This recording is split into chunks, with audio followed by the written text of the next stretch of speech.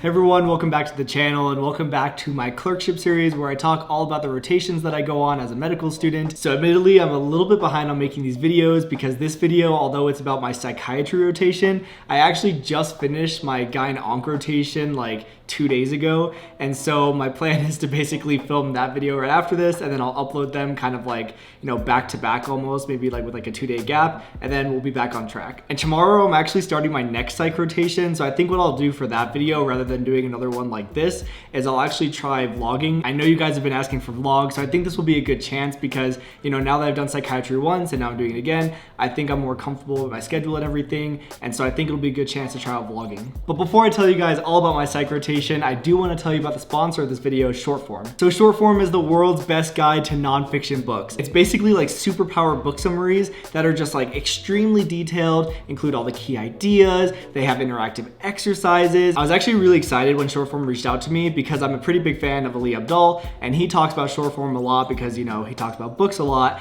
And I've always thought that it would be nice to read more books, especially, books about finance and productivity and all that kind of stuff. And as a medical student, I just feel like I've never had the time to really just sit down and read, or, after long days of studying, the last thing I really wanted to do was just like, open a book and read it cover to cover. And so Shortform is actually like the perfect solution. For every single book, they have a one-page summary of all the key details and takeaway points, but then they also have extremely in-depth summaries on every chapter of the book, every single section, and these are just like incredibly well put together. At first I wondered what could I possibly gain out of reading a summary of a book rather than the book itself, but honestly I was so impressed by how well detailed these summaries are. And I think one of my favorite things is that some of these books actually have audio recordings of the summaries, and as a rotating medical student, these recordings are perfect because I can listen to them while I'm driving to the hospital or when I'm at the gym. I really like listening to things when I'm at the gym, and rather than listening to music or watching a YouTube video when I'm on the treadmill, I've just been listening to book summaries and I've gotten so much value out of it. So the book that I chose first was actually Atomic Habits because I started it during my first year of medical school and I never finished reading it. So I thought it would be a good book to trial this with, and it was amazing. I think the audio file was like 2.5 hours long and I listened to it over the course of a few days when I was going to the gym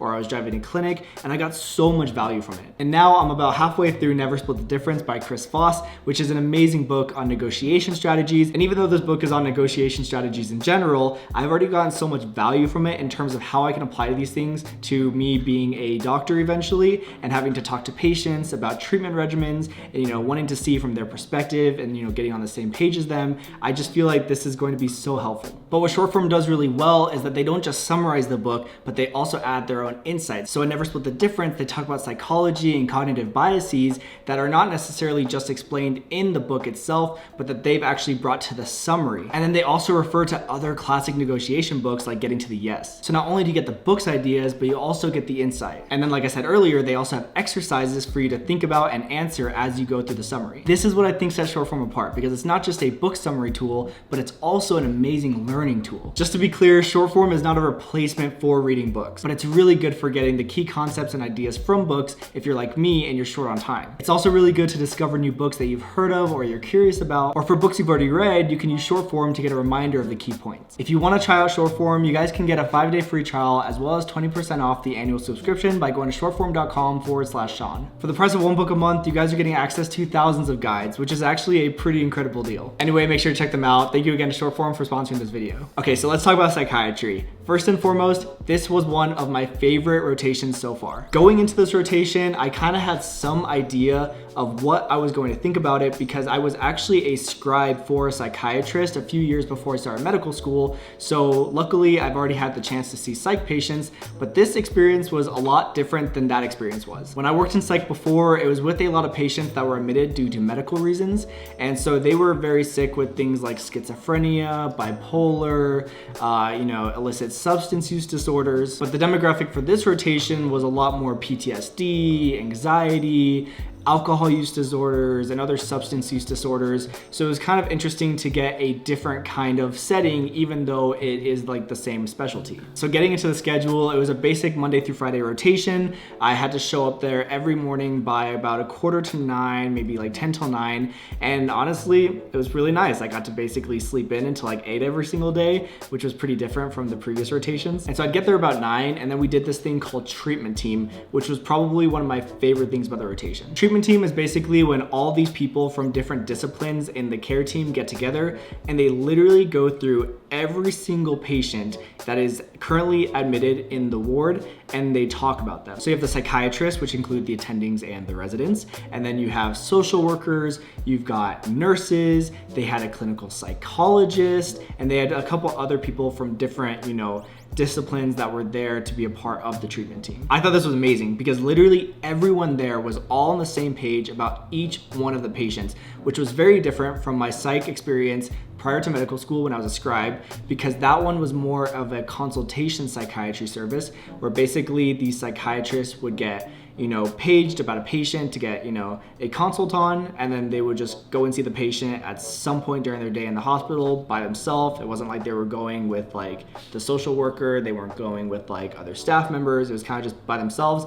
Versus this, it just felt like such an awesome group dynamic. They would talk about every single one of the patients, including any overnight events, any medication changes, any adverse effects to medications, things that the patient was saying or doing while they were on the ward, if they were going to any of the classes, if they ate, how they slept. Even though that patient was underneath one physician, it was really nice that the other psychiatrists were there as well, because if that psychiatrist couldn't show up one day, then they were covered because the other residents and the other attendings still knew about the patients. And this was really the number one thing that I really enjoyed about this rotation. I just absolutely love that dynamic. And their office spaces were all next to each other. So if the psychiatrist needed to ask the social worker something or vice versa, they were literally in the room right next to each other, rather than being across the hospital and having to call them or text them and wait on an answer. They were literally getting answers right then and there, which made me feel like everything was just happening very quickly and very efficiently for the patients. So they would talk through all the patients, and then any patients that were going to be discharged that day would actually come into the room and see the entire treatment team. And they would talk to the patient, how are you feeling today? How are you feeling about going home? Do you have any concerns, any questions? Do you understand the plan? Did you get all the prescriptions for your medications if there were any? What are your plans if something happens? Do you know where you can go? Do you know that you can come back here? It was really awesome to have that full conversation with the patient, with everyone in the room. And it was really nice for us as medical students, because that really helped us make sure that we were on the same page about the patients, because there are some rotations where you'll have to go see a patient and you know nothing about them, and maybe you don't even have time to review their chart. So it was really nice to always feel like I knew what was going on with all of the patients as well. After treatment team was done, we'd go back into the office space with the residents, and the residents would kind of give me and the other medical student a few patients to go and see, and then talk to the patients and then come back and present to them. And then once we do that, we'll go with the resident back to the patients and kind of do the same thing all over again, but that way we can see how the resident interviews the patient. This was the part of the rotation I think I liked the most, and I said this in my IM video, but I really like talking to patients. I really like getting my history from them and kind of talking to them in general. I do think my previous psych experience did help with this, because I had seen the psychiatrist I used to work with talk to so many different patients all the time, every single day, and it really kind of gave me that kind of background to know how I should present myself, the kind of questions I should ask, the things that I should go into more detail on. I had a good idea of some of the therapies and medications, and I was able to answer questions to patients. So I thought that was really helpful. So definitely value your guys' pre-med experience if you guys are pre-med, because it will come back when you're in medical school. Anyway, after we presented to the resident and then went back and talked to the patient, we were pretty much done because all the patients have been seen. If there's no one else being discharged, there's nothing else for us to do. There's no new patients coming in because, we're in the admitted area, we're in the ward. And so after that, me and the other medical student would go home, and then I'd pretty much have the majority of the rest of my day to get stuff done, which honestly, I did not really take advantage of. During this rotation, I don't know why, but I kind of felt like I was in a little bit of a funk. I don't know if it was an emotional funk or just a productive funk, but I would come home and I would lay on the couch for a couple hours every day and just I don't know, I was tired. I didn't have a lot of drive to get stuff done. I was doing practice questions. I got through all like the AMBOSS psychiatry questions and was doing Anki cards as I was going. But besides that, didn't have a lot of motivation. I wasn't really going to the gym. I wasn't really, you know, kicking up more like studying or working on research or anything. I kind of just took this rotation a little bit more relaxed and kind of used my downtime to really catch up on some rest. On Wednesdays, we had something called Roundtable, where instead of showing up to the rotation, we would show up to basically a class with any of the other medical students that are currently rotating on psychiatry. And we would do this like kind of roundtable discussion from 10 a.m. to 12, where we talk about different patient cases that we've seen. So I had to present a patient and then I had to bring a learning point. So I talked about the MoCA cognitive assessment and taught my peers a little bit about that and, you know, what indications would, you know, constitute us using that assessment on a patient to test their cognition. And, you know, we do that. We talk about the cases, any learning points, and then we would have an hour for lunch. And then we had like didactic sessions where the residents would give presentations on different topics like substance use disorders or some other psych-related topic. That was pretty much it for 2 weeks. And honestly, I loved it. I really enjoyed it. I loved the continuity of seeing the patients every single day. And it was really satisfying to see them getting better and discharged. I remember we had one patient that had like, you know, very obvious bipolar disorder when he was admitted, very manic, and he was just like, you know, in a completely different state than when he left. Like I like watched him kind of like, you know, kind of stabilize over the 2 weeks that I was there. And it was a really cool experience to have that continuity. In the past, there's been a lot of stigma on psychiatry as a field and just mental health in general. And I think one of the coolest things that one of the attendings reminded us of during this rotation is that, you know, like anything else, these psych patients don't ask to be, you know, sick. They're not asking for the things that are happening to them. They're not asking to have any problems with addiction. They're not asking to have any sort of psychosis or delirium. We need to see them as we would see anyone else who's suffering any sort of illness, you know, someone that genuinely needs help, and we should have that compassion. And so I know that the stigma is getting better and it's really nice to see. And this was just a really good reminder during this rotation of that. So when we're on these rotations, one of the things that they tell us is to really pay attention to, you know, not just the types of patients that you see, but also the people that you work with and, you know, the lifestyle that you might be able to have while, you know, being a physician in this specialty. And I think psych was one of those ones where I was like, wow, I really like the residents. They were all very nice, very young, kind of seemed more so like, you know, they had lives outside of medicine. They looked very, you know, relaxed compared to, you know, surgery residents that I've worked with or IM residents that I've worked with.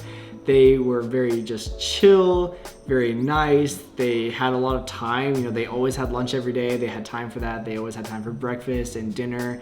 You know, just very good work schedules and just, you know, not very stressful environments. And so I really enjoyed that part of this, you know, getting to see that lifestyle from the residents, because again, that's an important consideration to make when you're choosing a specialty, is the lifestyle.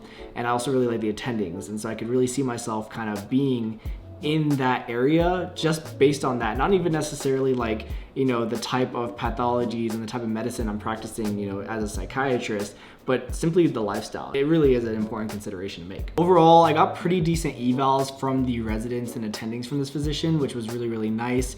If I could improve anything, I think maybe I would have looked into certain screening modalities a little bit sooner. I had to do like this AIM screening and I had to do the MoCA assessment. So I kind of wish I looked into those before I had started the rotation so that I knew how to do them kind of during the rotation. So that I guess would be like one of my biggest takeaways for you guys if you guys, you know, are gonna be starting a rotation like this eventually. And then taking a psych history is also a little bit different than taking other types of histories. So I think, you know, being a little bit more detailed and thorough with the questions that I ask the patients, I think is something that I'm gonna work on, you know, going to this next psych rotation. And there's also a mental status exam that you do in psychiatry that you don't do in any other specialty. And so I wish I had kind of reviewed that a little bit more, because I kind of knew, you know, what constitutes the mental status exam and, you know, why you would kind of put certain things in it based on, you know, how you interact with the patient. But I wish I had reviewed that before, because I wasn't very confident when the residents were asking me, you know, what would I say that their their affect was, or how would I say that their thought process or their thought content was. So that's something I think that if I could have gone back, I would have, you know, changed and kind of, you know, have studied beforehand. But now I'm gonna go into this rotation having that in my head, so hopefully I perform better on this rotation. Anyway, I feel like this has been very rambly, so I'm gonna stop it here, but thank you guys for watching. Like I said, I'm starting my next psych rotation tomorrow, so I think I'm gonna try to put out a vlog for that one instead and just test that different style, see how I like it, and so hopefully you guys enjoy it. And then like I said earlier, 2 days after this video goes up, I'm gonna put the video up about my gyne-onc rotation, so you guys can look forward to that as well. Anyway, make sure to leave any comments you guys have in the comment section below, and thank you guys so much for watching. I will see you guys in the next one.